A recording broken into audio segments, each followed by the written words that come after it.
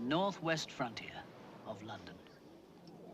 Have you ever thought how many people around here are actually at war with each other? We've got 2 religious lots of Irish, hostile African tribes, Indians and Pakistanis, Jews and Arabs, and some of the original British. Magic life for a copper, excitement, glamour, and for me, the start of an incredible story.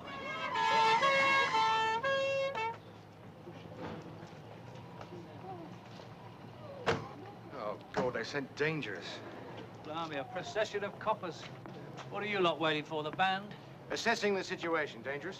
Waiting for me to get my head caved in again, more like. Where is he? Top of the stairs, stock room front. He's a tough bugger. He threatens to burn the house down. What about arms? He's got arms with fists on the end of them. Why won't he come out? I mean, what's he doing up there in the first place? Plastered as usual. He drinks a bottle of rum and a bottle of whiskey every day, and I've told him if he's not careful, he'll end up an alcoholic. Yeah, very likely. Have you got a bucket, please? I have, and a mop. Will you be needing it for the blood? No, just the bucket, if you don't mind. Thank you. What's his name? Bright. Pomeroy Bright. Pomeroy? Why, they never call Bill. Thanks. Right. Pomeroy! It's the police. Will you come down, please? Up yours, copper. Up bloody yours. I don't think he's coming down. All right, I'm going to go up. Now, would you make sure your stormtroopers are right behind me? Come on. Yeah, Pomeroy!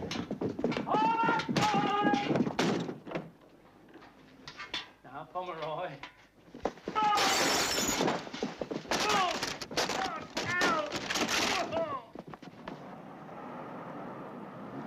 What are we going to do with you, Albert? Just checking in to check out, Ben. Hello, Dangerous. Oh, naughty boy again, Albert. Bit drunk, Dangerous. Oh, yeah. Just having a pee. And Sainsbury's. Push off, Albert. Your landlady rang. My landlady? Mrs. Full James. That's her, yes. Now what have I done? There's been a theft at your lodgings. Good God, I didn't think there was anything down there worth nicking. Oh, I told you you'd look into it. Yes, after I've looked into a drink. A large scotch, yes. Yeah, all right. This. The lead in the charge again? Yeah, that's right. Once more into the bloody breach. Actually, the eye's not too bad. It's my body. It's covered in coppers' boot marks. They have me knocked down and they run over me. Oh, it's nothing new to see you come injured to the dinner table. Seems to me I spend my life looking up in the face of somebody intent on murder. You ask me, that's the only reason they keep you. When did they ever give you a decent, wholesome crime of your own to solve? For me, the last detective, they don't send for me unless there's nobody else left. Oh, incidentally, there's been a theft at our lodgings. We'd better get back there. A theft at Ballyi? Yeah, it's unbelievable, isn't it? Crime has got no class these days, Maud. Oh, God. Evening. I understand there's been a theft. The antique brass bedstead from Mr. Shahidar's room. It's gone. Antique. And I perceive that Mr. Shahidar is also no longer with us. Both gone.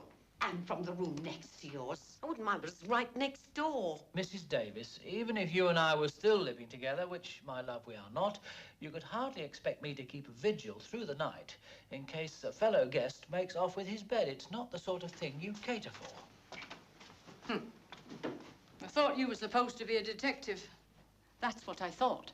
It's a general misapprehension. Don't be rude to Mrs. Full James. Oh, that's all right, Mrs. Davis. I take it from whence it comes. Detective.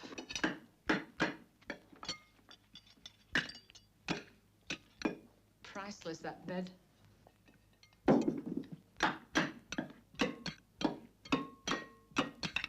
Belonged to Mr. Full James.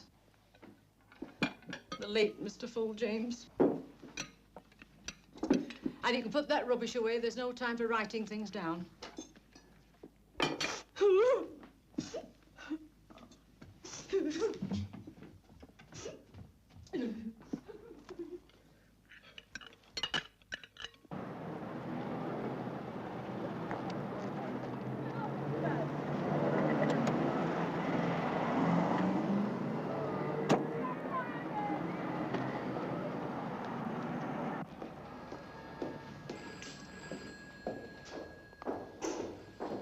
Green, Special Branch.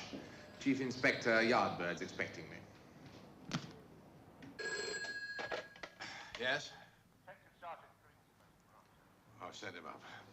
Good afternoon, sir. Ramscar. Cecil Victor Ramscar, aged 45. I know him. Born here, baptized, went to school, joined the Scouts, and did his first bank robbery all within a couple of square miles. I nicked him many times when I was on the beat. Well, he's been in Australia, sir, and in America, getting his fingers dirty. We think he's back in your manor, sir. He's gone to ground around here. What do you want him for? Well, we don't know, sir. Well, that's a bloody good start, I must say. Well, we've got nothing on him, sir. Nothing. We just want him located and tagged. For nothing. Well, he's been involved in some fairly major league things abroad, sir, and he wouldn't have come back for nothing. We think he's joined a dissident group. For money, of course, not ideology. He could be the heavy in a political kidnapping. Why don't you do it yourself? You got enough people in your office, surely. It was thought better that someone local should do it, sir. Someone who knows his way around. It was thought better, was it? Yes, sir. And who thought it better? The assistant commissioner, sir. Yes, it is probably right. Well, secrecy doesn't matter, of course. It's clumsier the investigation, the better. Something to stir up Mr. Ramscar, worry him, make him break cover or play his hand early. Do you have someone like that, sir? Someone who might make a few ripples, someone not too subtle? Get hold of Detective Constable Davies. Oh, dangerous! Oh, no, not this time. I'm off duty. What is it, Tibetan monk gone berserk at the Labour Exchange? Worse. Yardbird wants to see you. What do you suppose Yardbird wants me for? Going to give me something spectacular to investigate? Like a murder, maybe? No, he wouldn't do that, would he? Not unless every other copper in London had gone down with typhoid. All right, Kitty, come on, out. Kitty, out! All right, to hell with you. You just have to miss Crofts. Anthea Mary Draycott. 2 T's. Minor injuries. Hearing dangers. St. Mary's Hospital, not detained. That's your lot. Is the old man upstairs? He's gone home. Well, I've got something for you. What? Came up from criminal records this afternoon. Ramscar, Cecil Victor. Yardbird wants you to read through it and see him tomorrow at 10. God, it's thicker than my dog. Is there anything new on the larceny case at the Catholic Church? No, nothing. Why should anyone want to burn a confession box? Well, don't ask me. Maybe Father Harvey did it for the insurance.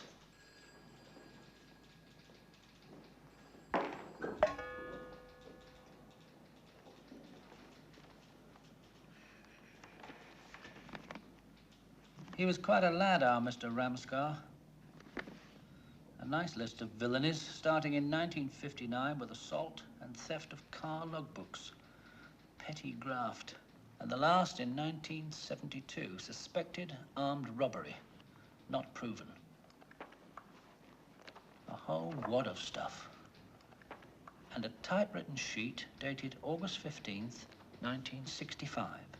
I don't know why it caught my eye, but it was a statement Ramscar made about a 17-year-old girl, Celia Norris, missing, believed dead.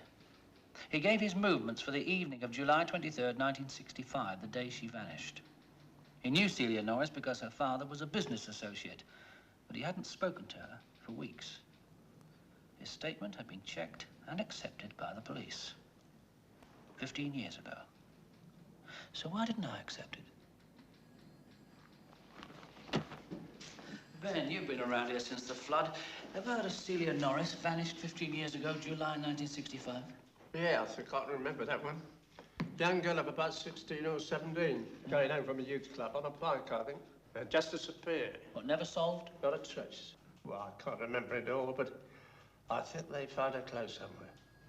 Did we treat it as murder? Not at first. They thought she'd gone away with a bloke. She'd apparently done it before. The whole thing fizzled out. Still on the file, though.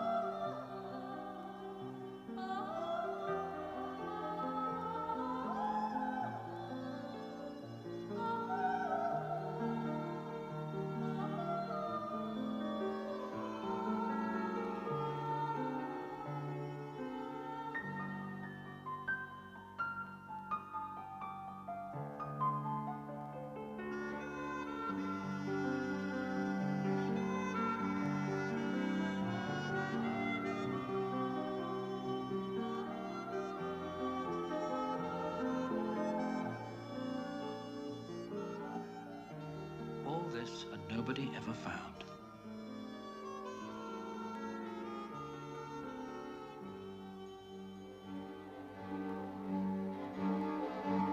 She had spent what was almost undoubtedly the last day of her life planning her future. That afternoon, she was at the Youth Employment Office asking about becoming a nurse, after which she went home to Hunter Street and stayed there for a meal. At around 6 o'clock, she cycled to the youth club of the Catholic Church, where she met her boyfriend, William Lind. At 10 o'clock, she left there alone. Her boyfriend stayed behind for a sports meeting, and at 10 o'clock on a summer's evening, Celia Norris mounted her bicycle and rode away into nothing. To reach home, she would have cycled along the main road to its junction with Hunter Street, or perhaps taken a shortcut along the towpath of the canal, later joining the main road. Whatever she did, nobody reported seeing her, and the bicycle was never found. Her clothes were, except for her pants. A youth named Andrew Parsons was arrested in a public convenience trying to stuff the clothes behind the cistern. He said he'd found them there, then panicked when he read the papers and was attempting to put them back.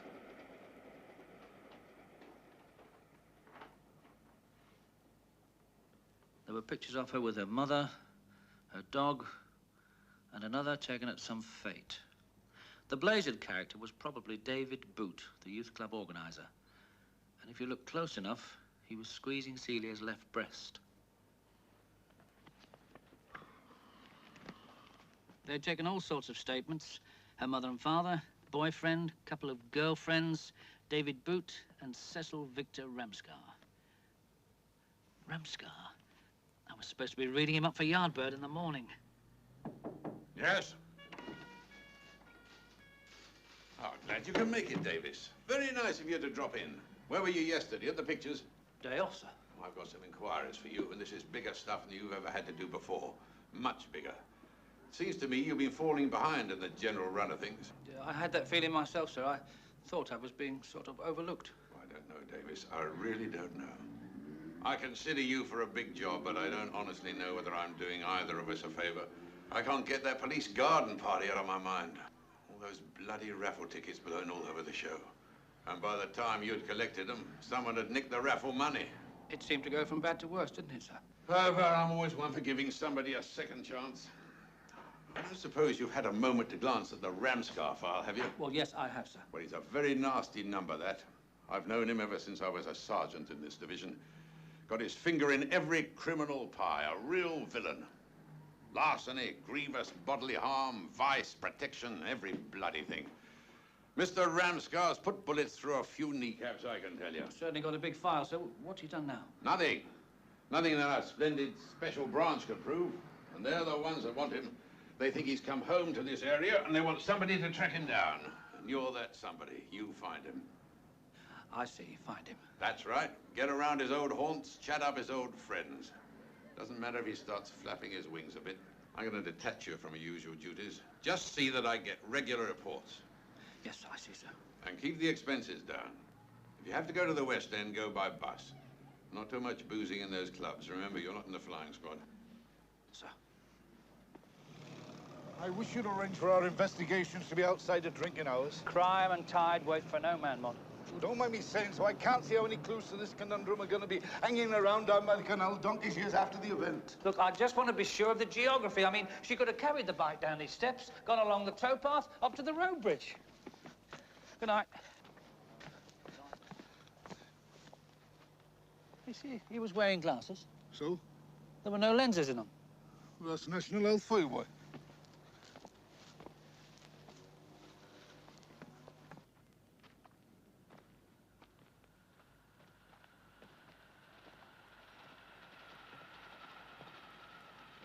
I suppose they dragged the canal. Oh, yeah, they had frogmen and everything. Oh, sorry, mates. What? Oh, it's all right, don't worry. We just give us a bit of a shock. It's all right, give him a nice jump. What are you doing anyway? It's the allotment. Oh. Only chance I have of getting here. Time I finish work and that, just getting in a few veg. Yeah. Good job you know where everything is. All in nice straight lines. I've got my torch, but the batteries keep going. You know it? Oh. Ta. You must have a large family.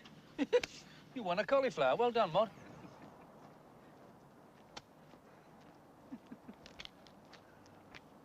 Here, Mod. Look at that. Now I've seen the lot. Fella digging his allotment in the dark and Father Harvey fishing. You caught anything, Father? If I do, I'll have you as a witness to a holy miracle. I'm only seeking peace, Dangerous. I was going to nick you for poaching. Glory be, but now I never thought of that. Father, do you remember Celia Norris? Ah, Celia Norris. The girl was apparently murdered. Long time ago. Yeah, 15 years. Well, we've reopened the case. Glory be to God. That was when I first came here. A girl from the youth club, and they never found anything. Well, her clothes, they found those, except her underpants. Ah, her knickers. Yes, I recall that fact. Do you happen to know where her mother, Mrs. Norris, is living now? Yeah, yes, let me see. She's still in Hunter Street by the power station. She comes to church, sometimes. Yeah, Father, Dave Boot. Do you remember Dave Boot? The youth club man, what was he like? Muscles. All muscles. He did all this training nonsense. He really made me feel envious. I had a few muscles myself in those days, but I was obliged to hide them under my cassock. You wouldn't have a bottle of brandy under your cassock? Well, we better be going, Father. Right, Joe. I wish you well with your mouldy old murder. Well, it's not an official investigation. I'm just doing it myself in my spare time. Like a hobby? Yes, you could say that, like a hobby. This one's been dead a long time. Cold ashes, Dangerous. Cold ashes. You might find it's better left like that. We'll see. Good night.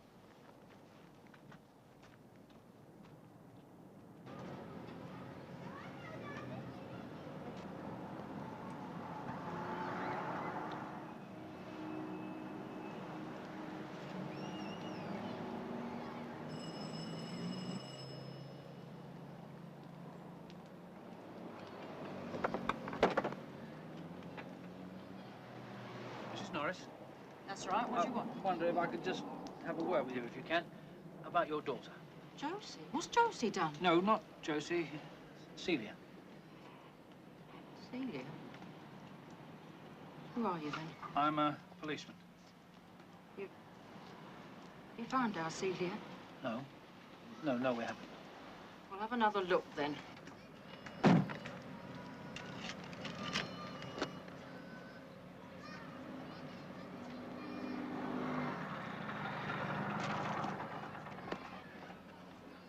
What do you want? Josie, you're Josie Norris. Right on, who are you? Saw you coming from our gate. I'm a policeman, Detective Constable Davies. Your mum just threw me out. Oh, she would. So you gonna nick the old man? No, it's nothing to do with your father. It's Celia. Christ, you haven't found something. No. Well, why do you want me mum, then? Well, we've reopened the case. You serious? I mean, you're not gonna mess her around and then just drop it again. She's had enough of that already. No, I'm serious. I don't think it was ever properly investigated. All right, I'll get to meet you. There's a cafe called the Ancient Lights, you know, by the new block of flats? I know it, yeah. 3 o'clock there. Okay. She shut the door on you, I expect, because the old man's home. Oh. But she'll be there. Promise you won't screw her around? Promise. And don't act too much like a copper. No.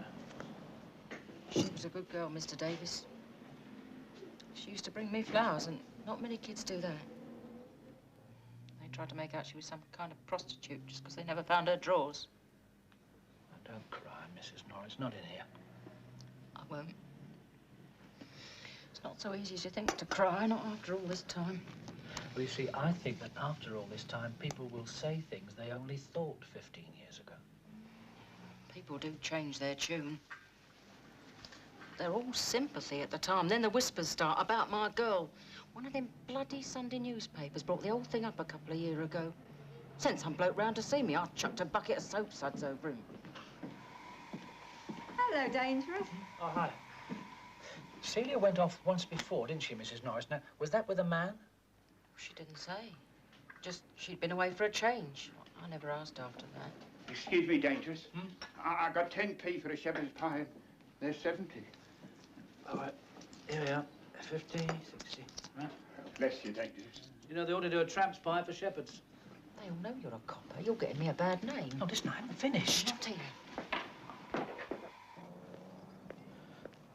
Mrs. Norris, do you think you could bear to go through the events of that one day again? I have read the statement, but I would like to hear it from you. She was home in the morning helping me. In the afternoon, she went down that employment place about doing nursing. She come back for tea. Said she'd tell me about it later when she got back from that bleeding youth club. She never did get back. You didn't like the youth club, then? I don't know. Father Harvey never watched it like he ought to have done. And, Mr. Boot, you didn't care for Mr. Boot? No, I didn't like that one. I expect you've seen the pictures. Well, the one of Boot and Celia and another girl? Ena Brown. Well, as was then, she's Ena Lind now. Lind? Lind, that's William Lind, Celia's boyfriend. Well, not really a boyfriend, just a friend like they are at that age. And he married Ena, Celia's friend? About 3 years after. They got one of them council maisonettes now. Do you happen to know where Mr. Boot is these days? Finchley or Mill Hill or somewhere like that. Runs one of them sex shops. Does he? Suit him, it should. Did they give you her clothes back eventually? Police? Yes, I got them back. White blouse, green miniskirt, white socks and shoes. Like everybody knows her drawers are missing, everybody. You still got the clothes, Mrs. Norris? Yes, but they're hidden away. I'm not showing them to you nor nobody else. No, I understand. Can I have another cuppa? There's a place over there. Yes, I could do one myself. But it'll go on expenses, won't it? No, I'll fiddle it, make a profit.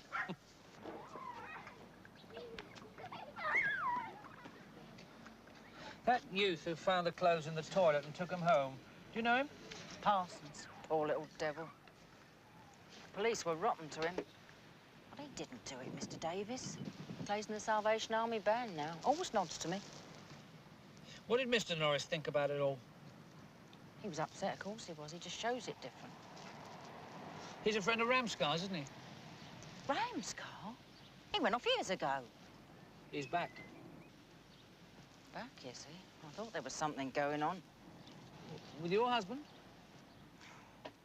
Ramscar. He always used to come around and mooch about when Celia was there. Always had his hands on her bottom, that sort of thing. But he'd try with any female between the age of 8 and 80. I must go. If you want me, tell Josie. She works at Antoinette's, that hairdresser's in the High Street. Yes, I will. I'm sorry it's been so painful for you. I hope I can do something. Oh, one thing. Do you think Ramscar could have caused Celia's death? God knows. He was checked out by the police. So was Jack the Ripper, I expect.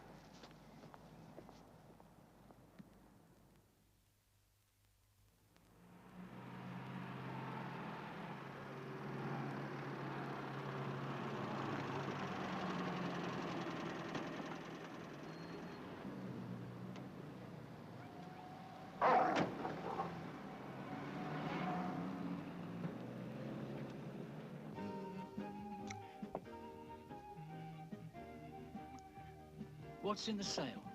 Everything, love, absolutely everything. Depends what your requirements are. Well, I'm not sure what they are. Oh, you lads do get yourselves in a state, don't you?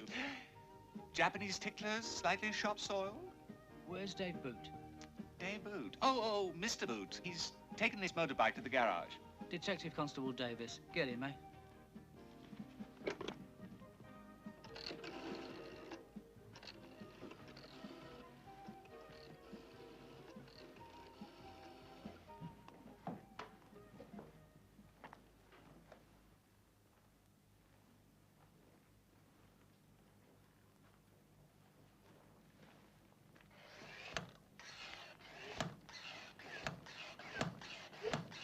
Stop! Huh? If the sheet exploded, you'd have killed yourself, stupid. Bloody thing to do. Now I know what God feels like. Nice place you got here. Yes, well, we fill a need. What do you want? Detective Constable Davies. Yes, Tarquin said, I'm Dave Boot. Well, what was it? Do you mind if I sit down? I'm a bit puffed out after all that pumping. Look, I'm very busy. Yes, me too. Ever so busy. I wanted you to tell me about Celia Norris. Celia? Celia Norris? Yeah. Christ, that was bloody years ago. 15. Why now? The police went through it all at the time, hours of it. They cleared me. Look, I only wanted to ask you if you remembered, you see. I mean, nobody's going to arrest you. Well, I should bloody well think not. There you are, Inspector. That's yours. I didn't stir it. Not with my fingers, anyway. Look, I've seen your statement, Mr. Boot. You saw Celia at the youth club. She went off on her bike, and that was that. You didn't even know she was missing until one of her friends told you some days later. That's how it was exactly. Yeah. I said it then, and I say it again now. You see, statements are just sort of catalogues of fact, Mr. Boot. You know, I mean, I did this at such and such a time, and then I did that. They don't tell you how people feel. How did you feel about Celia Norris? Feel? Nothing. Nothing at all. She was just a kid at the youth club. You didn't fancy her then? Look, I'm going to get my solicitor. All right, don't bother. Don't bother, I'm going now. Oh, there's just one more thing. How would you describe her behaviour, Celia's, sexually? She was 17. Do you think she was a virgin? Well, I don't know about her virginity, but she was full of it. You know what I mean? Flirty. Now, that is a lovely old-fashioned word, Mr. Boot. Do you know, I think I'm going to have to write that down. F-L-I-R-T-Y. That's lovely. Well, she was. We used to say they were teasers, didn't we? Did we? Did we now? You know, that really takes you back. That does take you back, Mr. Boot. Well, not me, personally. Flirty, teaser, Celia Norris. Yes, Celia Norris. Why would you say that about her? Well, because I had eyes. I could see what she was like, couldn't I? She had a good boyfriend there. Oh, Bill Lind. Good old Bill Lind. Yeah, that's him. Poor bastard used to go crazy. Those girls were all the same. And Ena Brown, flirty Ena Brown? Her as well. Yardbird wants to see you, Dangerous. And now? He said when you came in. Oh. Look, I had a file in here, a Ramscar. I shall need it for the old man. He left it out. Evans locked it in the property cupboard. Where's the key? He's got it. Oh, where is he? He's in the charge room with some villain. Oh. Look, Mr. Evans, that allotment's been in our family for years. But it's not yours anymore, is it? Father and my grandfather had it, and I took it over, carrying on the tradition. Then I was on the sick for a few months, couldn't keep it up. The council comes along, gives it this So other you bloke. think that entitles you to spend your nights nicking his produce? He helped me. He must think I got it right. What's all this, then? For the moonlight larceny. Do you know him? You told me it was the only time you had because of work. I manured that allotment. Property cupboard. Right. You're going to be charged, Mr. Tilth. Yes? Ramscar. I've been through these thoroughly, sir. His file. They tell you anything? Well, yes, sir. I've got a pretty good picture of him now. All I have to do is find him. That's all you had to do from the beginning. I don't want you to write his life story. Well, I've been making inquiries as well, sir. He's been in all sorts of bother, hasn't he? We know all that. All kinds of villainy. I told you that at the very start. Looked hot favourite for a murder charge once. You think I'm pretty close to it? Celia Norris, 1965. He got out of that one. Look, Davies, we don't want your usual frigging things up. I sent you to find a man, not scratch about with bloody history. No, sir. I told you, find Ramscar. Get out and find him. Right, sir. And stop mucking about with things that aren't important. Yes, sir. Important to me.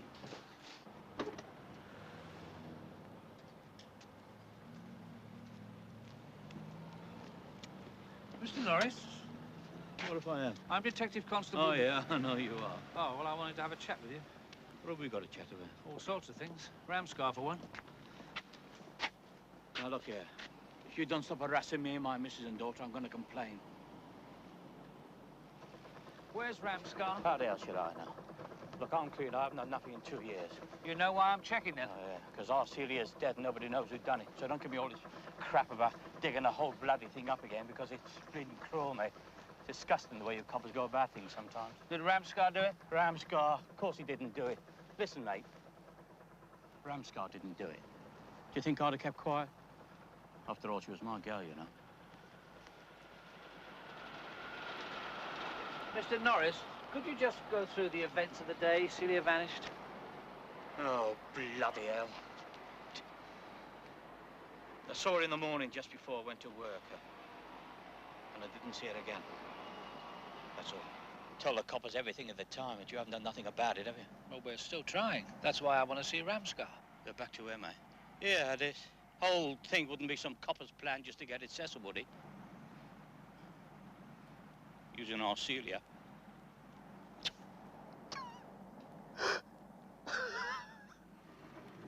My next incisive interview was Ena Lind, Gladstone Heights, 7th floor.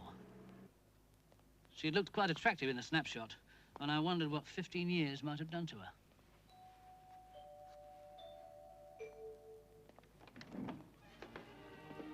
Oh, hello.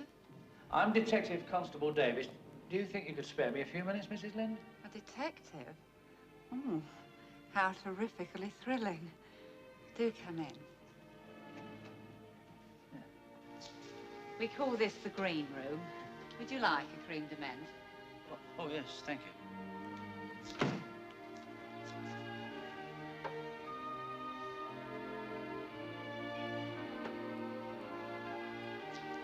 That Elgar, such an enigma, don't you think? Yeah, I suppose he is. Was. Let me take your coat. Oh, thank you. You? Here we are. Thank you. Did anybody see you come up? No, I don't think so. Oh, good. I mean, I just so nosy. It would have been all over the flats. Move, Limey. I've never seen a green cat before. Very pricey to get her dyed. Mind you, makes a talking point at dinner parties. Yeah. Well, I suppose I'd better tell you why I'm here. Well, I know I haven't been wicked. Well, not in a way the police will be interested in anyway.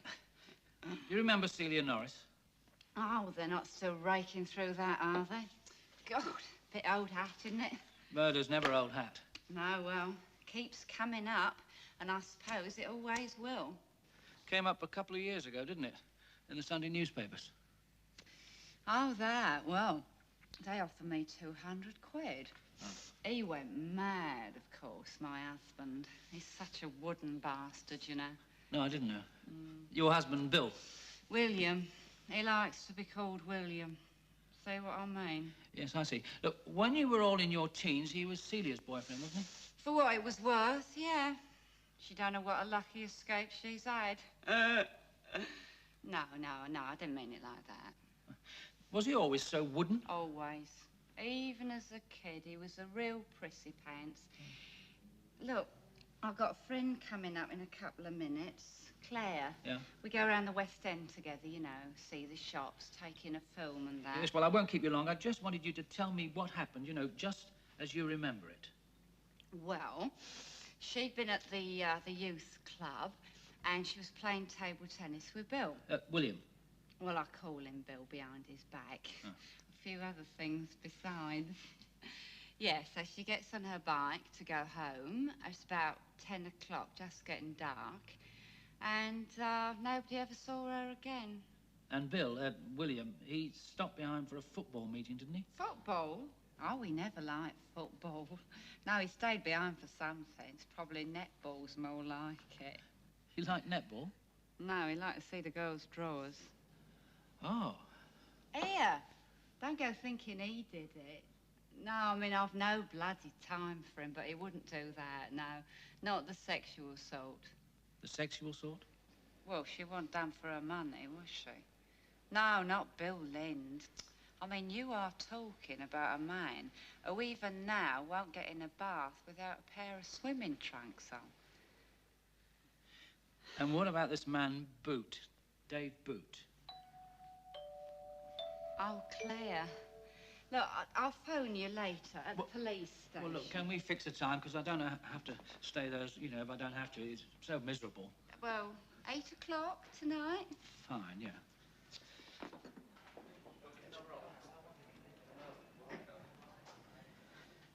Cheers, Ina. Here's to Celia Norris. Well, why not? Celia Norris. Yes, our lovely Celia. What does that mean, then? Well, she was. Lovely. Nice little figure, pretty little face, suffered spots, but still pretty. Tiny little bottom. The boys used to love to pinch her bottom. And the men? Some of the men, yeah. Like who? Let's have another drink, shall we? I don't want to hold myself responsible. Yeah, good idea. Now, about Dave Boot. Dave Boot? You guessed. I'm a detective. What did he do? You mean who did he do? Who didn't he do? He had her, Celia, and me, and the others, most of them anyway. I mean, we used to fight about him. And he definitely had sex with Celia then? I was there, mate. I was there. I could do with another drink. Yes, so could I.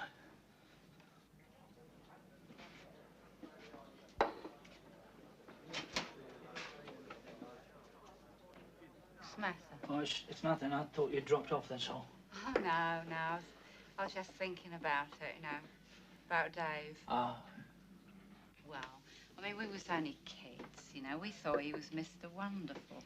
Celia and me, we used to giggle about it, you know, make out what we'd like him to do to us and that. And then one day he did it. Just like that. Just like that?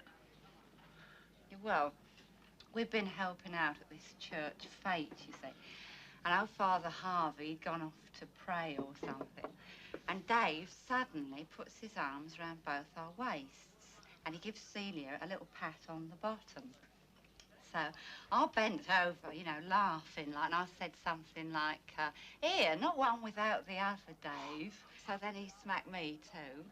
And then all three of us ran across the grass, and he chased Celia into this club storeroom, see? And I thought to myself, well, she's not having anything that I'm not having. And, well, you know, that's how it was. I'm glad he didn't do it in the vestry. Do you want me to go on? It might be useful. Well, I think I'm going to need another drink. Oh. I'm beginning to feel the strain. We all set?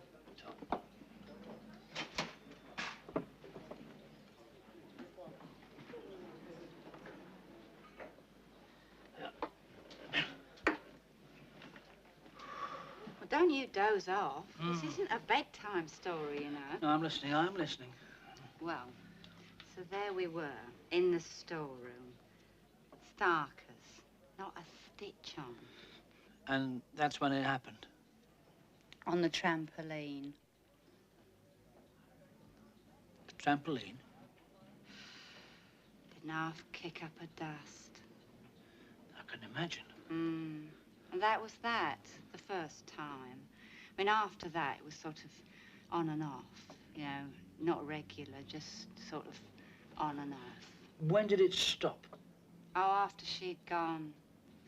Yeah, he never did it with me again.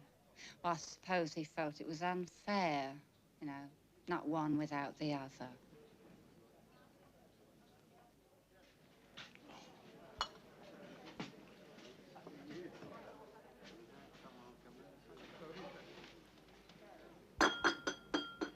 Did you find that interesting?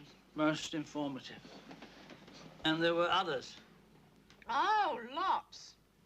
Celia and me saw him having it off with Roxanne Potts one night. On the trampoline? No, across the club vaulting horse. He used all the equipment then? Oh, he was a trained gymnast, was Dave. Right. You may take me home. Oh. That's very funny. It really is a good one. Oh. Look, money back.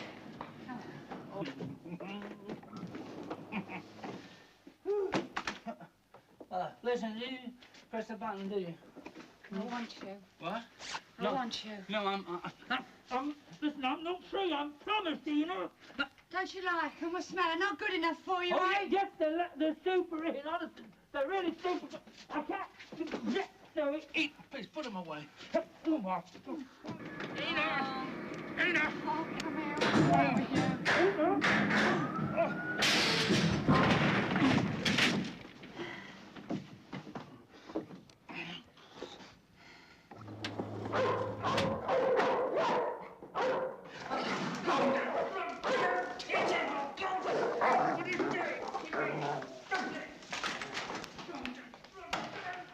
Serves you right, you senseless Burke. I hope the bloody dog screws you. Please, lady, don't put ideas into his head. No, she was kidding. She was only kidding. Calamities I was used to, but being raped was something new. And hardly the thing for a detective constable to have to admit. All I wanted to do was to get to bed and sleep it off. But the note on the doormat took care of that.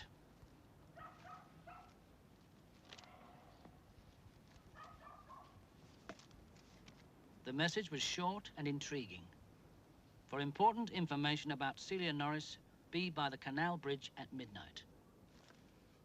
Somebody was trying to help, and I needed help.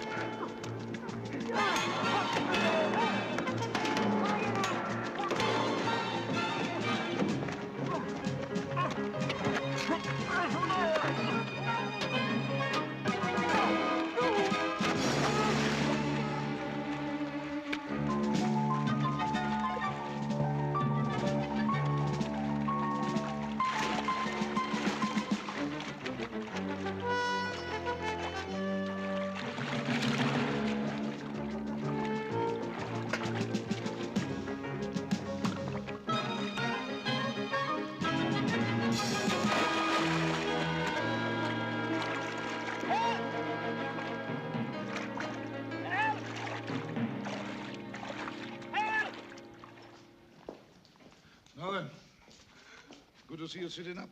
I must say you look a bit better than when I last viewed you. What, you've been in to see me before? Of course I have. First morning, soon as I heard. Who did it? It's Ramscar. His lot must have been. You've been standing on somebody's toes, boy, that's for certain. Is anybody feeding my dog? I am. And the foul thing keeps biting me. Oh, your wife wishes you better. She says you'll come and see you when she's not too busy. What made you propose marriage to a woman like that? It was lack of conversation. There was an awkward silence, and I couldn't think of anything else to say. How's the Celia thing going? Look, Maud, when I feel more up to it, I'll tell you exactly what I've found out so far. It's a lot, but it's nothing, if you see what I mean. I may have seen something you've missed it. In fact, I think I've done it already. What? Well, I was looking through the account of the Norris murder in the newspaper files, you know, in the Kilburn Times. Did you do that? Well, yes. I mean, the press cuttings, they were all in the dossier. I read right through it.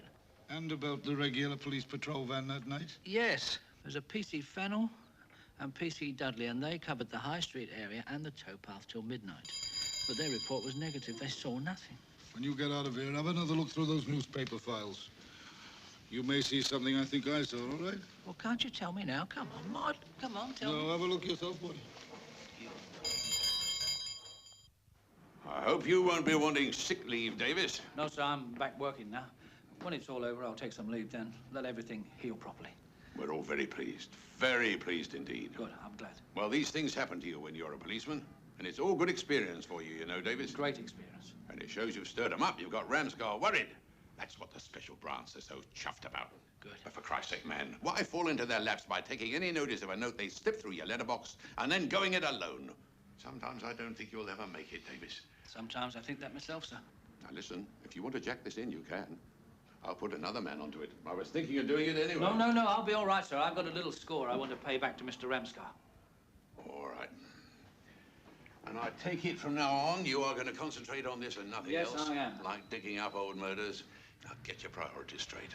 Go and find Ramscar. Yes, sir.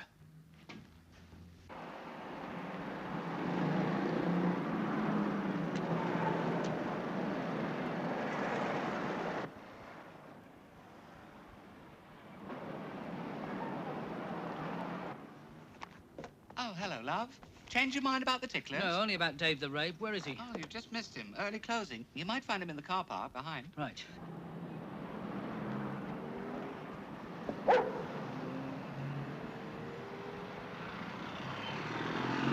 Hey! Hey! Oh. Sit down.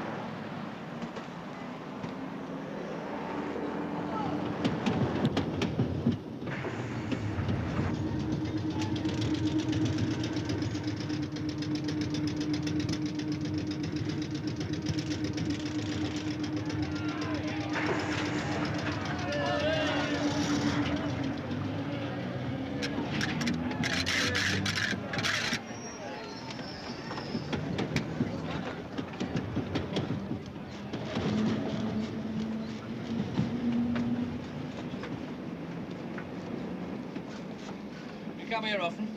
Only when there's football at Wembley. The roads get too jammed. Where would you be going? With you. Where do you live? You'll have to see where I get off, won't you? Well, how's the murder? I fancy you getting involved in a nasty murder. Shut up. A grisly thing, murder, especially getting involved so deep like you are. I'll arrest you and I'll drag you out the next station. I'm not kidding. What's the charge? Being cheeky to a copper on the London Underground.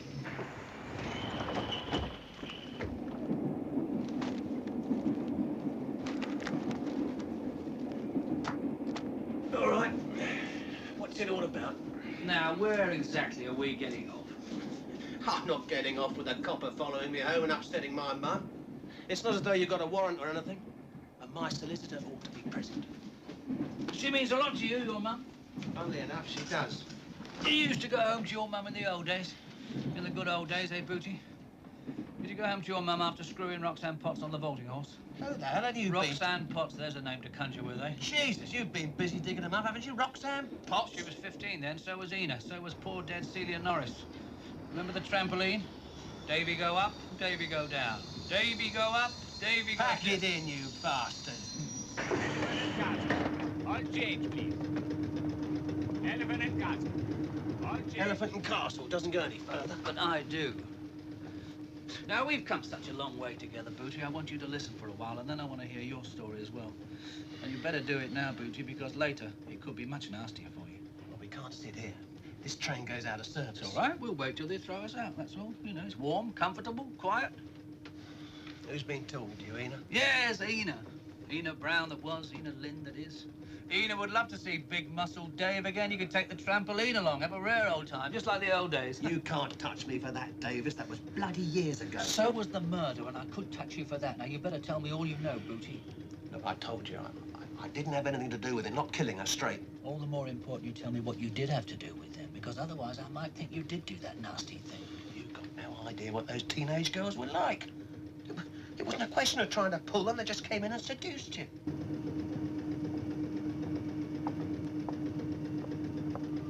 All of which I told the police. They were moving. God knows where we're going now. We haven't finished, had you? Yes, I think I've told you everything, officer. Don't you bloody officer me, Booty! You're like all those police bastards. All for yourself in the end. You're going to do me over just because I made you look small. No, I wouldn't do a thing like that, Booty. Not when we're having such a useful chat, huh? But I'll tell you something for your own convenience. If you don't think of a bit more of that story, the bit you left out, I'm going to chuck you down to the other gangway next time. Then I'm going to come and stamp on you because you took the mick out of me in front of all those people. Is that clear? What else, then? The night, Booty, the night of July 23rd, 1965, that night. We had it. Sex, that is. Celia pestered me, they all did. Rotten lot. She kept on at me. It was her turn, she said. And then that night I told her to come over to the store after she told everybody she was going home. And I saw her there. Why did you kill her? I didn't kill her!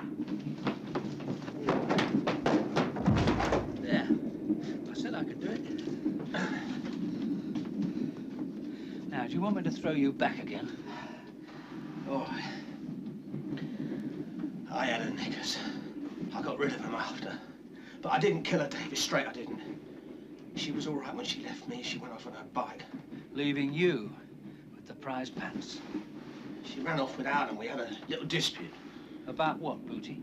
Oh, for Christ's sake, it was 15 years ago. What about? I wanted her to do something to me, you know what I mean? And she wouldn't. Suddenly turned all Catholic, said it was a sin. So I started to kid her about it. And she got as wild as hell. She slapped my face. I got hold of her wrist to stop her, but I was only playing around, really, but she took it all seriously. Then she kicked me hard, very nastily, too. And then she rushed out. And that's the last I saw of her. Leaving you with her bloomers. Something to remember her by. That's all. Now, you can make what you like out of it. All those years ago. And you can still remember how hard she kicked you. All because of some little thing you wanted her to do. Oh, fuck me, David!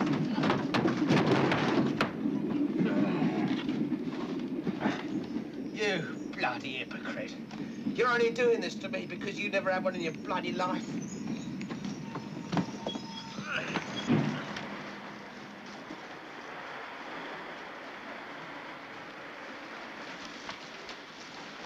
at that, it's pouring. It'd be nice and dry in here anyway. What are you doing still in here? This train's in the washing shed. Come here and keep quiet. There, that's them. Look, that one's got blood all down him. They've been having a fight. Well, no, we had a little disagreement, that's all. You know, we had a few drinks, but it's all right, because we're good mates again now, aren't we, Boot here? And we'll go off quietly, so thank you very much, gentlemen. That way, then. And you've got to go right through to the end. And don't you be sick. Somebody's got to clean this train. Yeah. Come on, me old mate, we'll wish these gentlemen a fond good night. Dear old pals, jolly old pals, always together.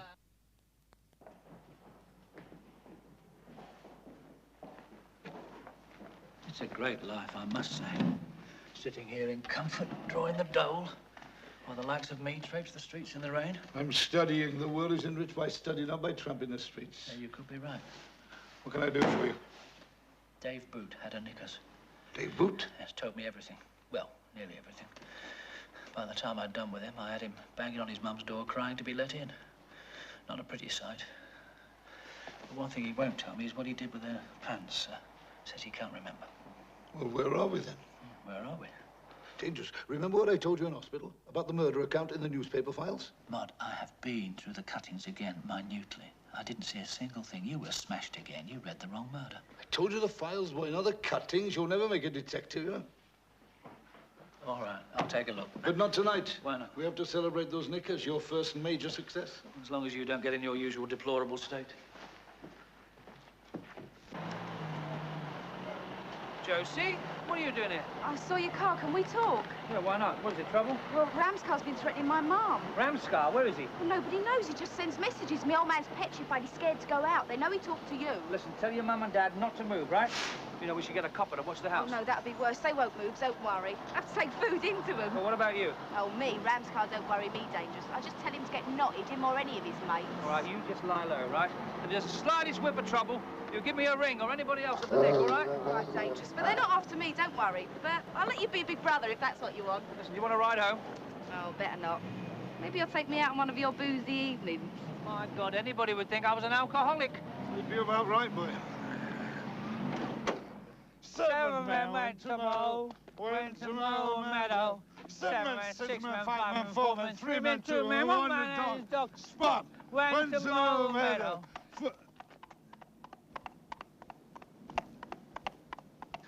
Do you see a horse? Indeed I do. That looks like the rag and bone man's animal. It should be tethered. It constitutes a danger to traffic. Why not tether it to Mrs. Fulljames's door knocker? What a lovely idea. Hey, Maud, there's nothing to tie it on with. Wait, hold fast a minute. Why don't we just push him inside, eh? What a bloody fine thought. That'll give us some real cavalry. Come on, then.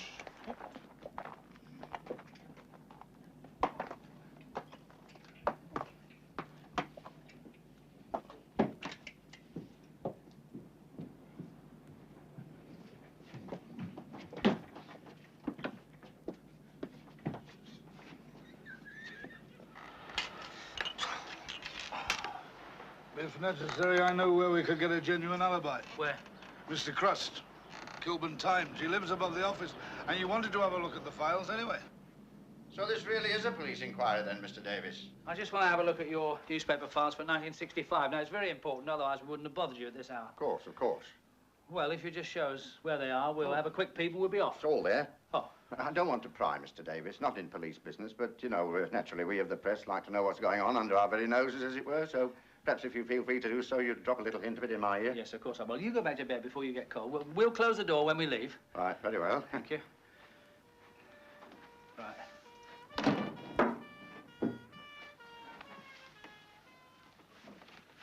That it?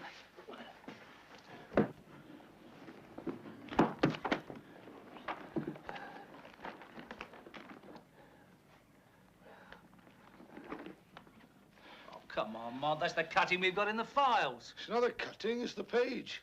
Look at this little morsel. Policeman's farewell. In honour of his retirement, Sergeant David Morris was given a farewell function at the local Sturgeon Rooms last week. Well, what, you know, it's a farewell drink for a retiring copper. It often happens. Yeah, but murders don't. Nothing the same night. Look, it's the same night. Dangerous. So what? Well, read the names, boy. Read the names.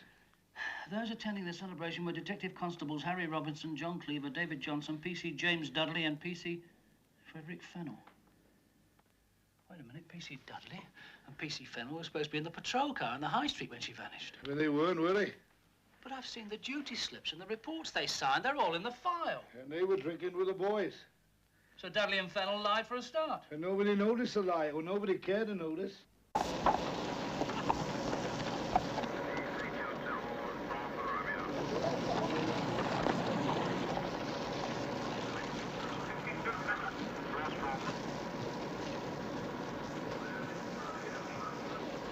Did you put that horse in my house?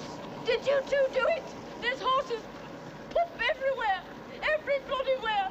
Up the passage, on the stairs, in the front room. Better get the jumping sheet ready. I think she's going to topple out any minute.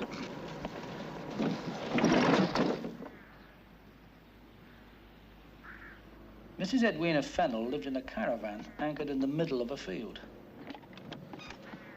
Mrs. Fennell? Yes? I'm Mrs. Fennell. I'm Detective Constable Davies. I'm at your husband's old station. Oh, that. Well, he's not here, not anymore. No, I see. Well, I'd like to have a word with you if I could, Mrs. Fennell. Do you... Look, can I come in for a minute? Wipe your feet, then. It's very muddy around here sometimes. Yes, I expect it does. What's all this? Picnic? Foxes. They come round after dark and sit and wait. They're so handsome. Well, it didn't seem dignified just to chuck 'em bits of food, so I do it properly, with sandwiches.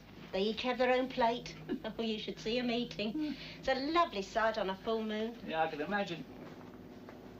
What do you want with Fred Fennell, then? Well, it's just some police memories, really. I'm checking on something that happened a long time ago, and I just thought I could pick his brains. There's not a lot to pick. He's in the loony house, Mr. Davies. The mental hospital, St. Austin's near Bedford. Oh, I'm sorry about that. He's not. He loves it. Every minute. He thinks he's Peter the Great. At least he did last time I went to see him. When was that? 12 months ago. Well, not since. I couldn't stand it. All the horrors in there. I couldn't stand hearing him give orders to the old bleeding Russian court. I couldn't face it. I stopped going. Well, I'd better be off then. Look, I shall probably go and see him. What shall I say if he asks when you're going again? Tell him I'll come after the revolution. That'll do.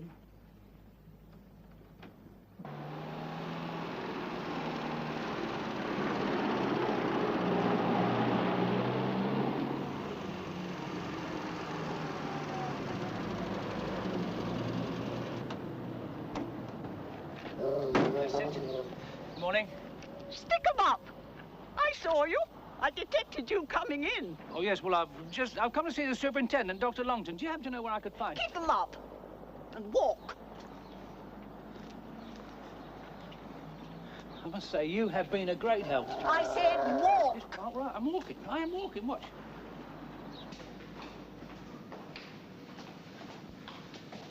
Oh, Good morning, Maureen. I beg your pardon.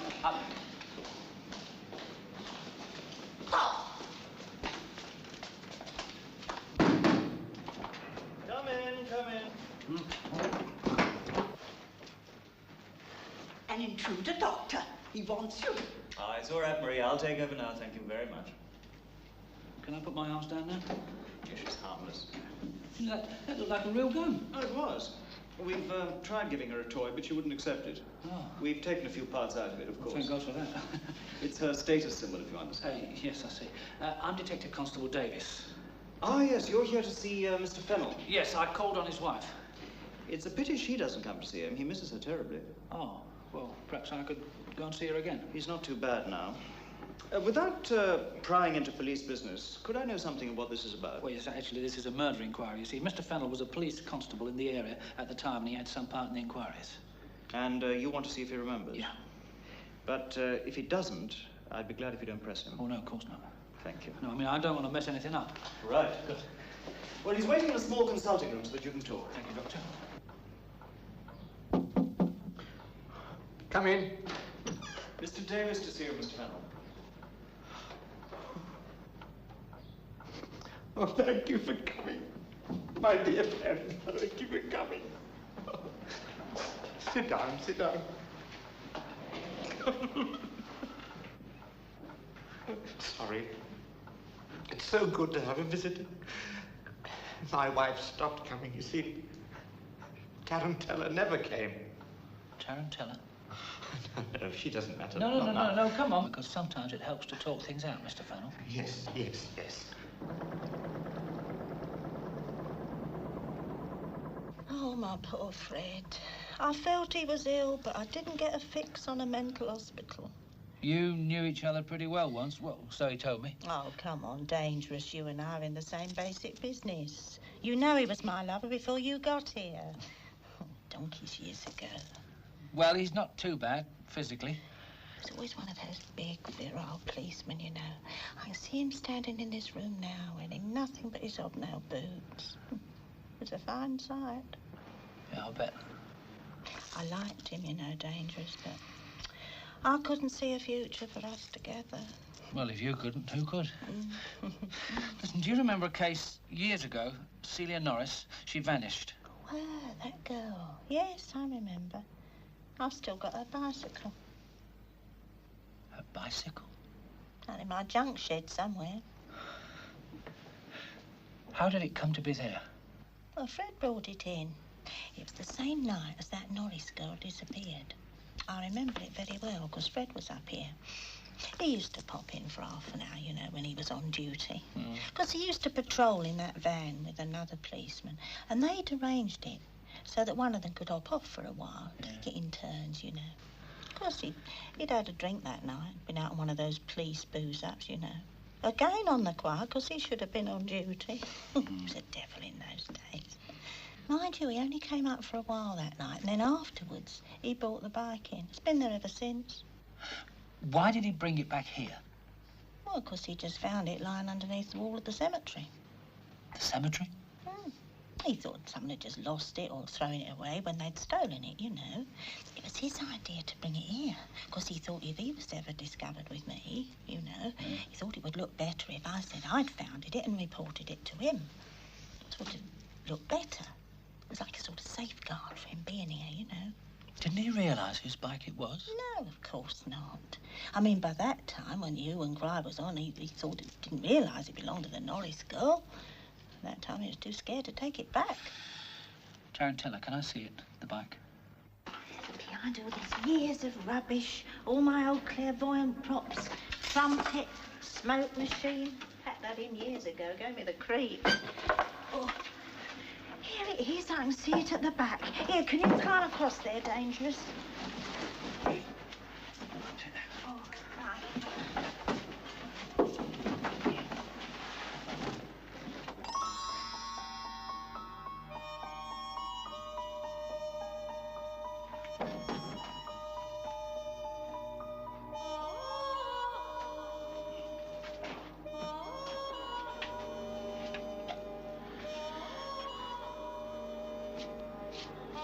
Tires are flat.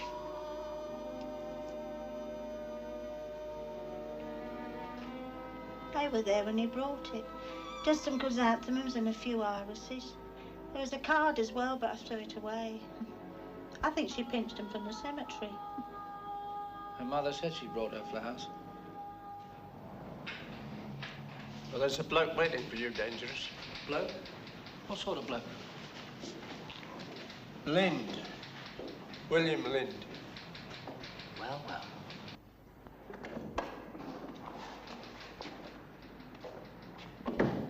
Mr. Lind? Now, what can I do for you? Well, Mr. Oh, do sit down. Well, I understand from my wife that You're looking into this Celia Norris business. Well, what was it, Mr. Lind? Only this. Well, they're hers. Celia's.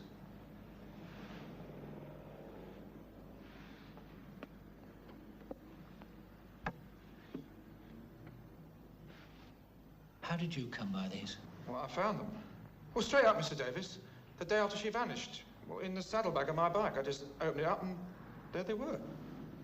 How did you know they were hers? Oh, you can't catch me like that. Well, I used to see her down the youth club, like, you know, playing table tennis and netball and that. Well, all the boys used to have a look. Get a flash of the girls' pants, you know, like lads do. Yes, yes, they do. But you were her boyfriend, Mr. Lind. Well, sort of. Well, that's not how I knew they were hers. Well, it wasn't like that. Well, I thought of her in, well, a pure sort of way. Except when she was playing table tennis or netball, then you'd have a deco. Mr. Davies, I didn't come here to have you accusing me. I came because I wanted to help. Must have been a long walk. It's taken you 15 years. Why didn't you take this article to the police at the time? You must have known they were looking for her clothes. Well, I didn't know, not straight away. Well, because it was some time before they started to get really worried about her. Well, I thought if I showed them these, they'd jump to the conclusion that I did it. So I didn't tell them. Where have you kept them? Well, in my mum's loft. Well, I spent a lot of time at my mum's. Well, my wife's getting on my nerves, you see. How do you suppose this garment got into your saddlebag, then?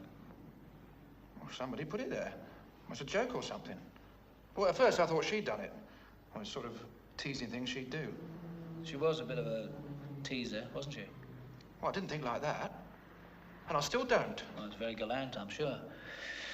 Well, now, was there anything else, Mr. Lind? Well, yes, there was. Sort of. Well, what? Sort of.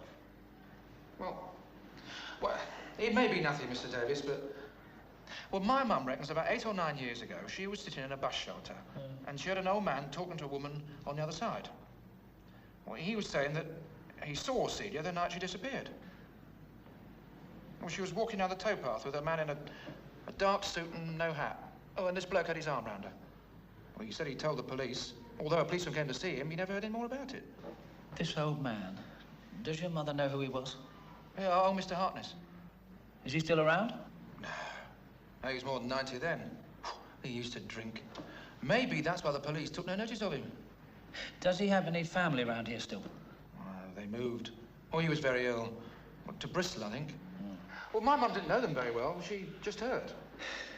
Yeah, just my luck. Do you know we're going to have to get all this down in a statement? Did you know there are still courts in this country that can impose the punishment of the stocks and a journey in a cart of dung? Have you ever come across anything so amazing? Frequently. How about those? Good God. Hers? Where? Our friend Bill Lind. He said they were put in his saddlebag, and I think he's telling the truth. And you can bet your sweet life they were put there by Dave Boot. Quite a collection we're getting. You've got a bike and a pants. All we need now is the body and the murderer. Listen, I've been thinking about those flowers. Know where I think she's buried? In the cemetery. Right. Somebody digs down under an already prepared grave, buries her, then another body is buried on top. Yeah, I've been thinking about that myself, but I've changed my mind. Why?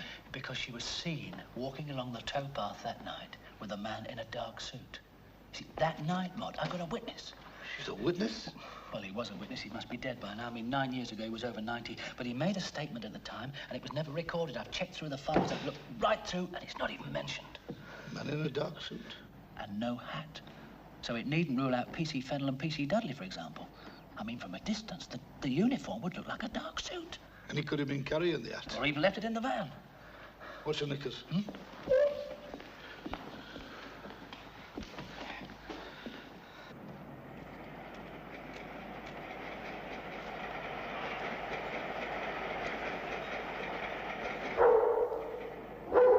Oh, be quiet. I'll feed you in a minute. Right, good boy, good boy.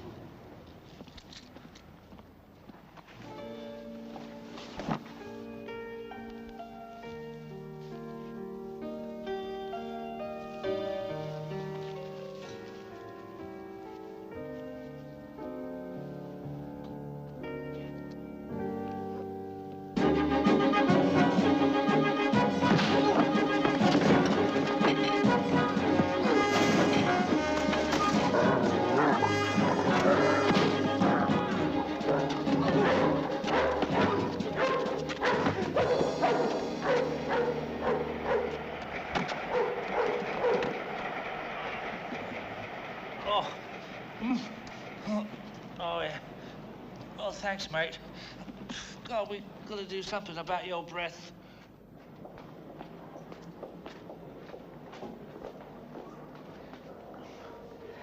Will it be my usual room? Hello, Mr. Norris. What are you in for? The same as you stupid Burke. I told you to lay off. Ramscar as well, eh? I told you what would happen. I hope they've duffed you up good. Ramscar's gonna nail you before you get in. And I'm gonna stay in here. As long as I can.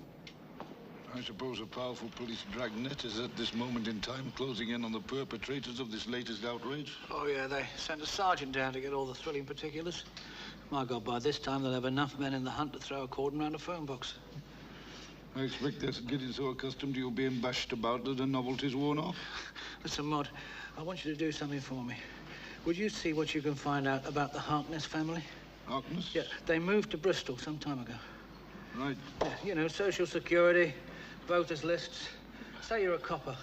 I'd rather not, if you don't mind. Look where it's got you, boy. Ta-da. Ta-da. Oh, Josie, you've got a job lot to visit now, haven't you? How is your old man? Oh, in a mess. Worse than you, and that's saying something. Oh, I'm sorry. How's your mum? Oh, she's got the wind up. It was she who found the old man on the doorstep. Oh, dear. Shoved her off to her sister's in Luton. It's got to stop sometime, or someone's going to get killed, and it looks like your favourite. Is it just Ramscar, or do you think it's got something to do with the Celia thing? I don't know. Could be both. I mean, maybe they're one and the same thing. I don't know, the more I find out, the less I seem to know, Josie. Listen, do you think your dad knows where Ramscar's hiding? Well, if he does, there's no bloody way he's going to tell anyone now, not the state he's in. Dangerous. Have you found anything out about Celia? What happened to her? I've got her bike, Josie, and I've got her pants. You've got what? Her bike and her pants. Christ, Yes, I've even got the remains of the flowers she was taking home to your mum. She always nicked them from the cemetery, you know.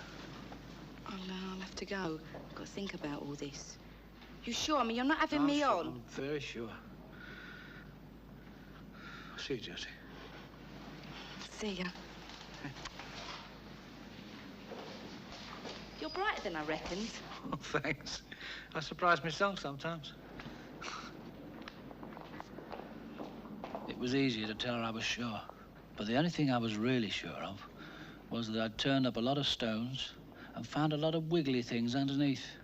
But none of them seemed to connect. 15 years ago, I followed every turn of the petals from the youth club to the cemetery. I thought of her climbing the wall to steal flowers from a grave. And then what? Did the mooching police car appear?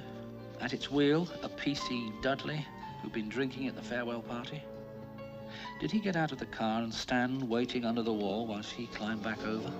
Did he see this 17-year-old girl was wearing nothing under her miniskirt? What did he do, that policeman? Did he take her into the police van? Not seeing her bicycle in the grass? Did he cajole or threaten her onto that towpath where Mr. Harkness saw them? Is that where it happened? Is that where he raped Celia Norris and murdered her? And disposed of her body, but not her clothes? It's funny that, not her clothes. And why did he hide them in a public lavatory? To be found by Andrew Parsons. Yes, Andrew Parsons, and now he plays in the Salvation Army band. That's what Mrs. Norris said.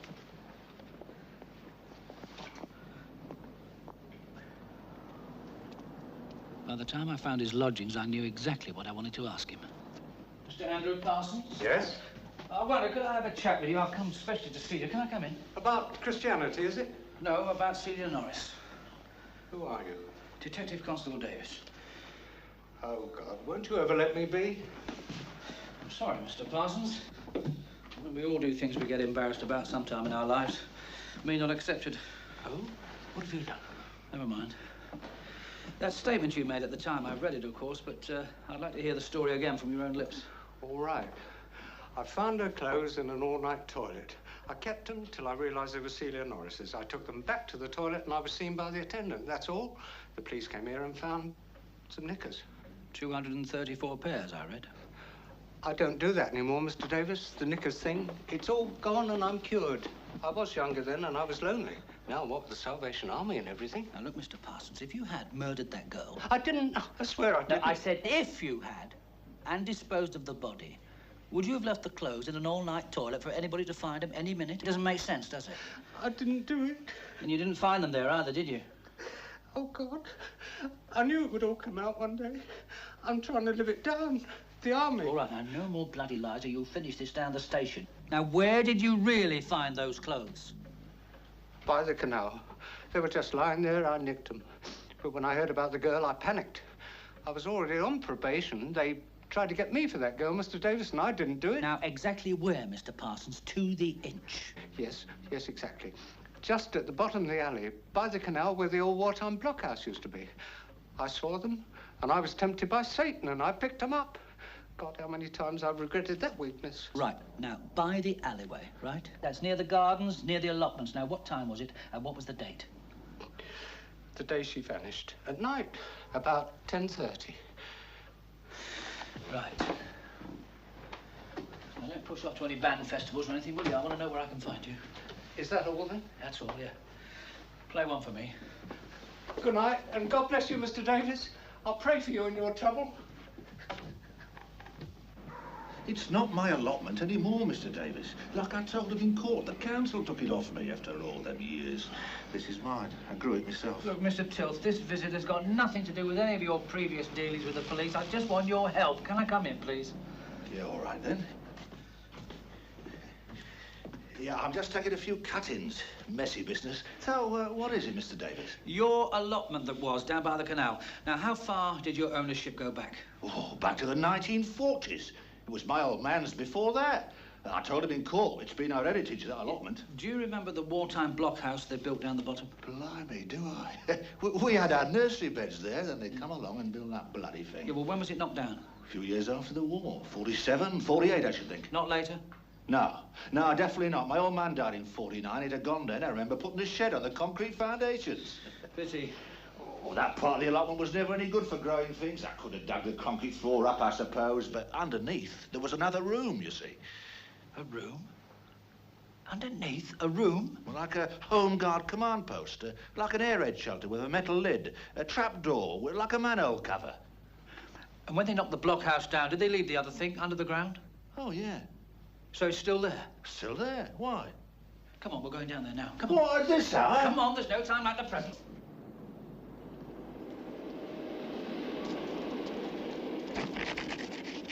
Yeah, like I said, solid concrete. Well, where's the trapdoor? Well, inside. The bugger's got this place now. He's built a shed on top of it. Bloody awful thing. These wooden ones all fall to bits in the end. Just like I thought. What a mess. Oh, look at this facia, Mr. Davis. Have you ever seen such a disgrace? He's covered the concrete and wooden boards. Yeah, good for him. Listen, where's the trapdoor? Where is it? Should be here as far as I can remember it. Look at this jungle. Oh. Get the boards up.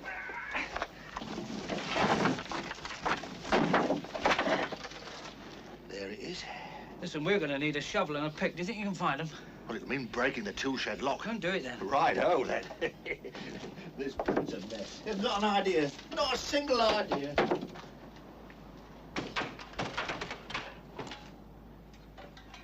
You better let me do this, Mr. Davis. I know the proper way. What with your face and that, eh? There should be a sort of metal ring at one end. Ah. Now, if I put the toe of the pick in there, we'll see if it'll shift it.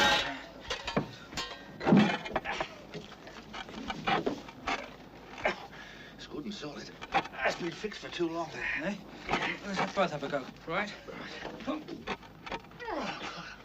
Right now. Now, steady now. Next time it should come. Wait a minute. Right, another good one.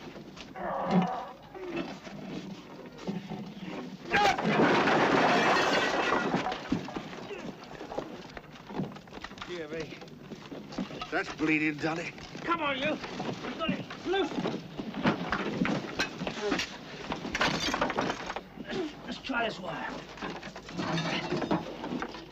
Check that end. Look here. A minute. Right.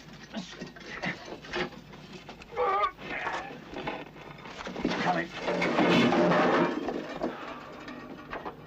Now what? Now what indeed? Have a torch.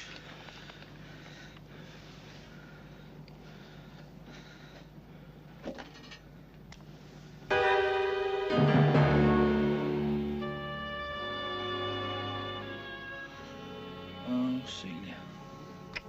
What a bloody rotten trick.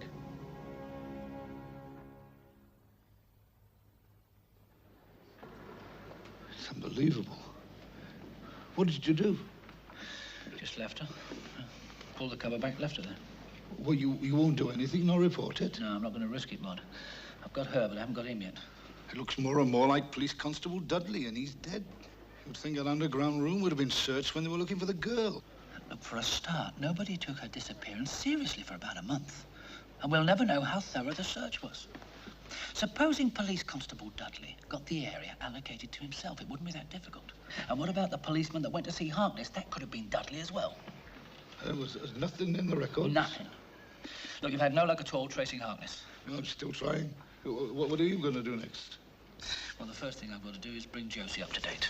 You won't tell her about the body? No, I'm not going to tell her about that. There wasn't really much else I could tell her. She already knew about the bike and the pants. But somehow I had the feeling she wasn't really as perky as she seemed. As though there was something she hadn't told me. I was right. Dangerous. I've got something to tell you. What is it? My dad does know where Ram's car is. Where is he? I said he knows, I don't. I wasn't going to tell you. You've had enough goings over as it is. What has he told you? Well, my old man had a heart attack yesterday in hospital. What? Oh, well, it wasn't much as heart attacks go. But he was in a terrible state, got all confessional, started doing the My Dearest Daughter act, and after all these bloody years... Yeah, and? Well, according to the old man, Ram's car's up to something very big and very soon. What sort of thing? Well, I don't know, nor does he. But he seems to think he's got a good idea where Ram's car's hiding out. Would you try and find out for me? I'll think about it. I'm not making any promises. Do you want to come into the house? It's empty. Do you mean to say you're staying there by yourself? Oh, no. I'm with the Fieldings next door. I've still got our key.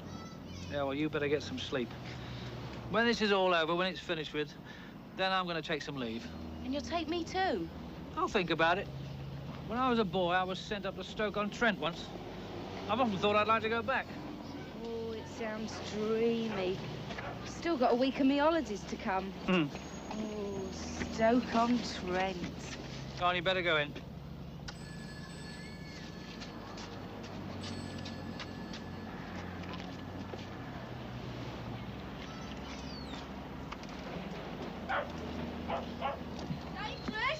Dangerous!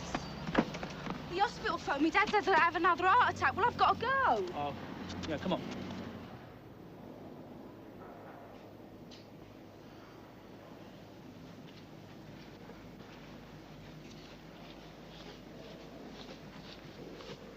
He snuffed it. Oh, Josie, I am sorry. Well, I was Celia. Come on, let's get a taxi. Dangerous. Yeah? Ram's car's in Uxbridge. Something's big happening tonight. A place called Brackham Farm. It was easy enough to find. I got the address from the local fire brigade. I couldn't wait to meet Mr. Ramscar. Nobody puts a dustbin on me and gets away with it.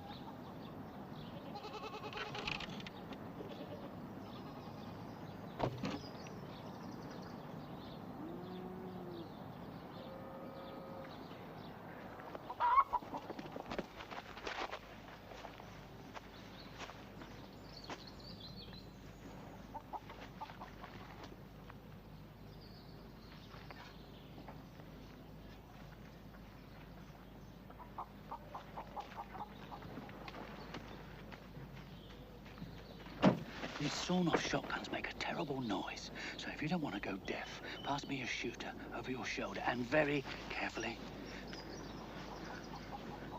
Where is everybody?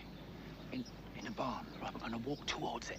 Look, if there's any shooting, mate, I don't want any part of it. I never reckoned this bleeding thing in the first place. The whole lot's in there. Ramscar? Yeah. How many? 7. Well, I've got this place surrounded by hundreds, right? Walk. There's got the other bloke in there. The one they snatched. Oh, so it's a snatch job. Who is it? Dunno. Some yank big knob. Stop. I'm going to make things very difficult for you, Sunshine. Kneel down. Hands behind your back. Now, no noise, or I'll shoot you. Have you got it? Got it.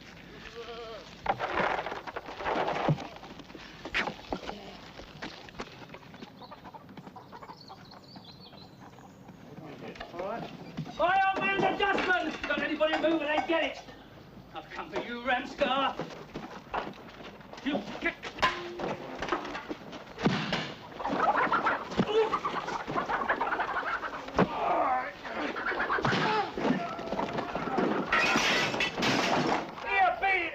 Outside. There are.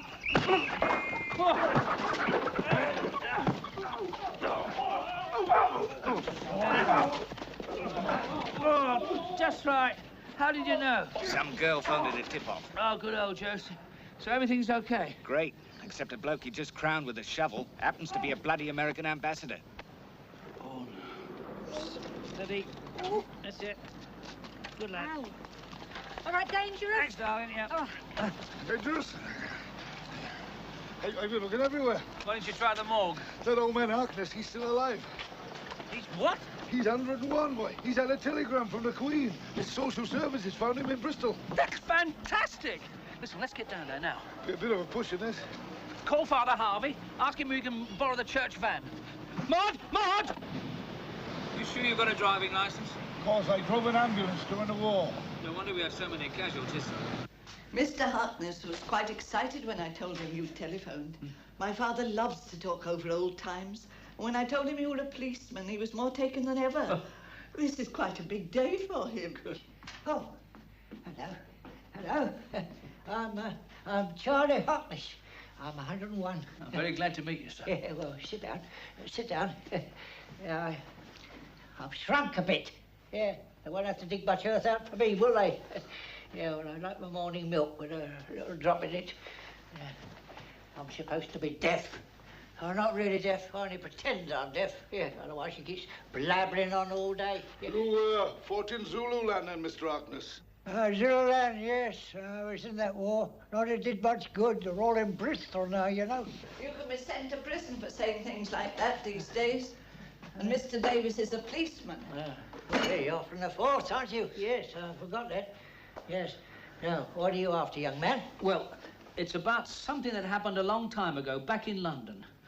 Do you remember a girl called Celia Norris? Oh, I known a few girls in my time. Yes, well, she disappeared. In fact, it seems she was murdered. Oh, that? Yes, I remember that. Yes, that's the night I fell in the canal. What can you remember about it? Would you tell us everything you can remember? Yes, I remember. Yes. Now, I used to drink a little drop in those days. I was a youngster then, in my 80s, I suppose. Anyway, that night I fell in the canal. I got bronchitis, pneumonia. I thought I was going to get my cards. Yeah, Mr. Harkness, what exactly did you see that night? Did you see a girl? That night I was drunk as a monkey. I was walking home along the canal bank. A shortcut, you see. I was leaning over the bridge, looking into the water, see if I could see myself.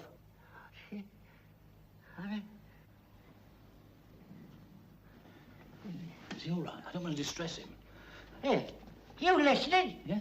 I'm just getting the interesting part. No, I'm still listening. Yeah, well, you listen then. Otherwise, when you come again, I may not be there. I may be dead and gone. You won't be able to get a sausage, No, will you? please, go on. Oh, well, where was I? In the water? Yeah, I was in the bloody water. Yeah, I just fell in. That sobered me up a bit. Oh, it stinks too, that canal, didn't it? Yeah.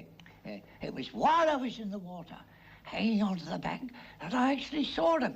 Of course, they couldn't see me. Who? The policeman and the girl. Here on the bank. I thought, blimey, I'm in luck. I haven't seen a copper. I mean, you never see a copper when you want one, do you? Anyway, then I saw he was kissing her. And he was pulling her away towards the allotment. Where the old Home Guard blockhouse used to be? Yes, that's it. That's just it. Oh, I forgot that. Yeah, I think they pulled it down by then. Now, are you sure you saw all that? Well, of course I'm bloody sure. I wouldn't be telling you otherwise, would I? I mean, I told Dulcie here what I'd seen. That's true. A policeman did come to see him and take a statement. Yes. Now, you're sure in your own mind that the girl was on the towpath with a policeman? Oh, it was a copper, all right. I've been in court so many times for being drunk and incapable. I know a copper when I saw one. I even saw who it was. Well, you want me to say who it was? Oh, yes, please. That would be very helpful. You sure you are a copper? Yes, of course, yes. Here, look, here's my Metropolitan Police warrant card. Oh, that's what they give coppers now, is it? Oh, that's a good idea. You can get in the pictures free without expense. You got one too? No, I'm not a policeman. Oh, well, I'm telling you then. Go on, outside. Go on, you two. Go on, outside. Yeah, go on, hurry up. Yeah. I'm dying to tell somebody. I knew him all right, that copper. Because he run me in many times. What are you going to do now? I don't know, Mud. What can I do? I mean, who's going to believe that old man? Well, I'd say he'd make a grand witness. Yeah, if he lives that long. If he can hear. If they've got an oxygen machine handy. Christ, Mud, he's 101 and the betting must be about the same odds. You know, a couple of niftier Germans by the defence, sharp draft through the courtroom door, and our witness is no witness because he's dead.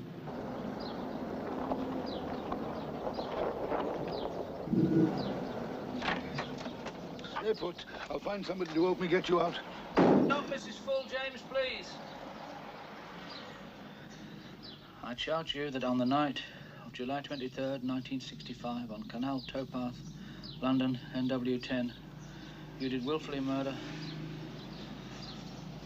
God, doesn't even convince me. Mr. Patel's coming down as soon as he's out of the car. There's a couple of letters for you. Open them, will you, Mud? What's that? My knighthood? Special branch, Superintendent Carter. You're getting a presentation. Presentation? What for? Nailing Ram's car. Got to be at the station 10 o'clock tomorrow morning. Yeah, we'll open the other one. It's probably cancelling this. Frederick Fennell. Come and see me again for interesting news. He's drawn a picture of a girl's bicycle. Yeah. Right, come on, off we go. Where to? Bedford. Right, here I am. I'm very, very grateful to you, Mr. Davies. My wife's been to see me. She came because you went back and asked her. I feel I'm a person again. I must say, you look a great deal better. I had to tell Tarantella it was all over between us, of course. I hope to be out of here before long, and then my good wife and I can start again somewhere. Thanks to you. Yeah, what was it you wanted to tell us? You don't want to hear all my personal gossip. Yeah, I've got something for you. What is it? A statement from P.C. Dudley. He's always a careful bloke, Dudley. He wanted to make sure he covered himself. When they started treating the Norris girl business as murder, he wrote down all he knew about it and sent it to himself by registered post. If it remained unopened, that was proof that it was written at the time of the postmark. See the date? August the 6th, 1965. Got me? Yeah, very clever.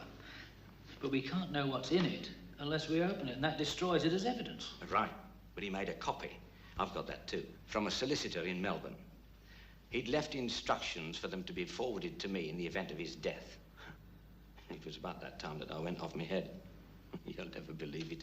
I actually thought that I was Peter the Great. Here's the copy.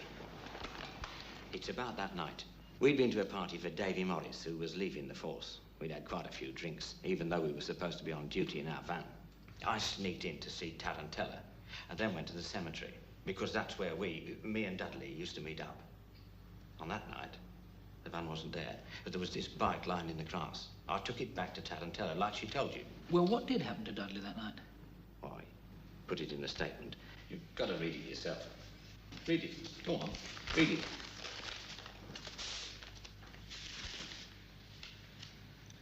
Well, it was all there. They'd gone to the police party. Fennel had left to see his fortune teller, arranging to meet Dudley at the cemetery as usual. But on this night, I felt so bad after drinking the rum that I didn't think I could drive to the rendezvous. It was then that Sergeant Yardbird offered to take over the duty for me.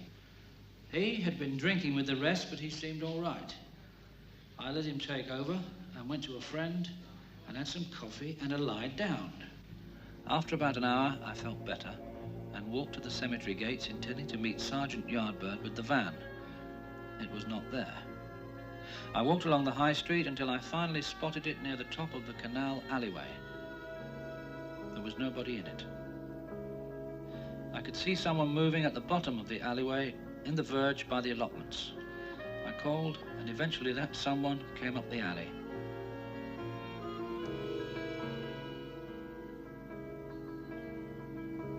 It was Sergeant Yardbird. He looked very strange, white-faced and sweating, and there was blood on his cheek as though he had been scratched. It is not until now, a month later, that I have begun to think that the state Sergeant Yardbird was in that night might have a bearing on the Norris case. This statement is true. Signed, James Dudley, Police Constable, S Division.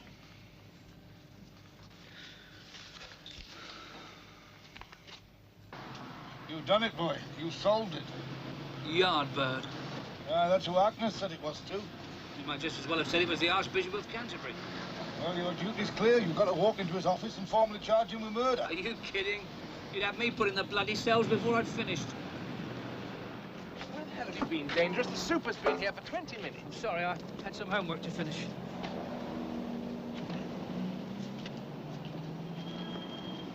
Would you do me a favour? What? After the ceremony's over, when I give you the wink, would you take your boss into the CID room and just wait for me?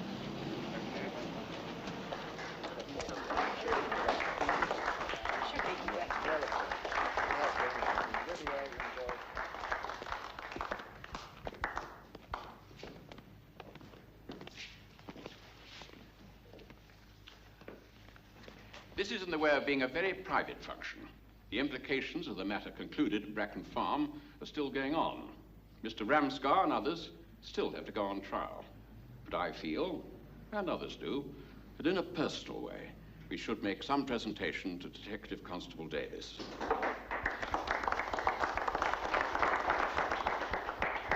Official recognition of his performance may follow. That's not for me to say. This is our show.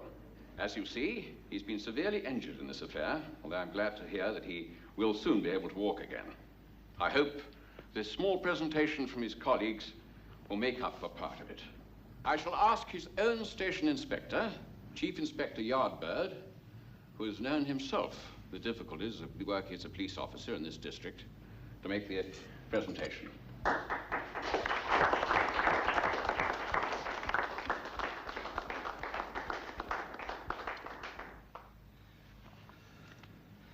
Well, I would just like to say, I don't know what to say really, except thank you very much. Thank you, sir.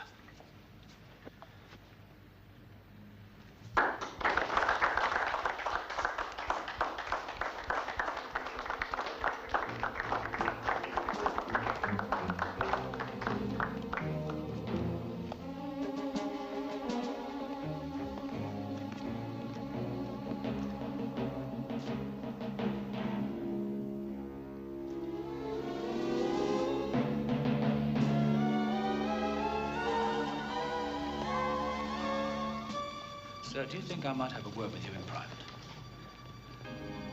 It's about Celia Norris.